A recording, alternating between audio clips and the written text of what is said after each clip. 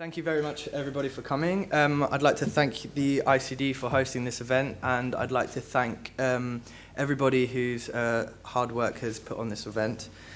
I am the program coordinator of the Good Country Guide. This is a series that I host here at the ICD, and this series is a kind of search for what makes a good country, and I'm looking for policies, ideas, and innovations that should make a good country.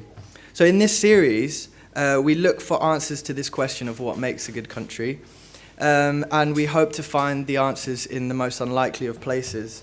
And in doing so, we primarily seek to learn from the experiences and the innovations of others, so as to grow closer together in our collective pursuit for a better world.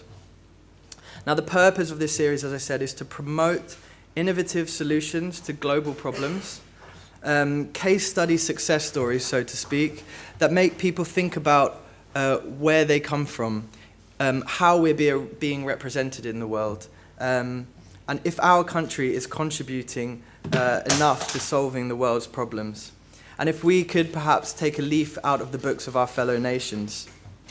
So, I mean, currently we live in a world of global problems. We live in a world of climate change, pandemics, migration, economic chaos, the list goes on.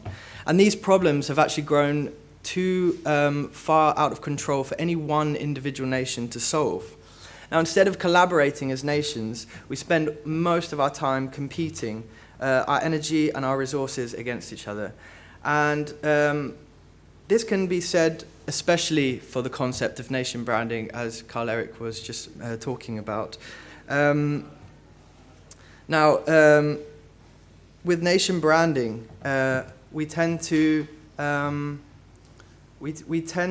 judge other countries, and we tend to judge ourselves on these kind of indexes. Now, nation branding as a concept is primarily involved around tourism, exports, governance, in investing this kind of attention and in attracting this kind of business for our countries. But I would ask you, are we just responsible for our citizens, for every woman, man and child in our country, or are we actually responsible for global population? Now, nation branding is very inward-looking, and I suggest that actually we should be looking outward. So this series proposes a new nation branding index based on Simon Anholt's Good Country Index, And rather than judging ourselves on business, innovation, and, in my opinion, narrow economic objectives, we should be judging countries and ourselves on what we contribute globally and what countries contribute globally. So that's a little bit about, of the background behind the Good Country Guide.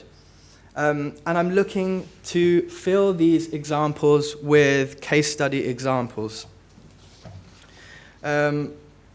So today, I'm really proud to welcome Mr. Macaulay from the Embassy of Uganda. He is a chargé d'affaires currently at the Embassy of Uganda to Berlin. And the reason I've invited him here today is to focus on a really interesting example that I feel that people should know about. In 2017, the overall refugee population in Uganda has more than doubled from 500,000 to more than 1.3 million. Making the East African country host to the world's fastest growing refugee population.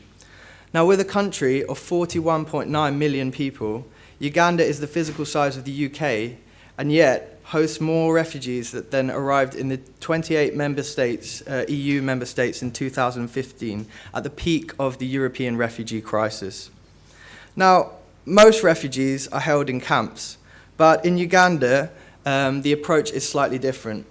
Refugees are issued with identity cards, they are given the right to work, they're given freedom of movement, access to the same services as Ugandan citizens, such as healthcare and education. They they are even given the right to work and start small businesses, even provided with small pieces of land. And if agrarian life is not suited to them, they are allowed to travel freely to cities and work. So I would like to invite Mr. Macaulay on the stage to tell us a little bit more about Uganda's refugee policies and a little bit more about the history and the ideas behind them. Thank you very much.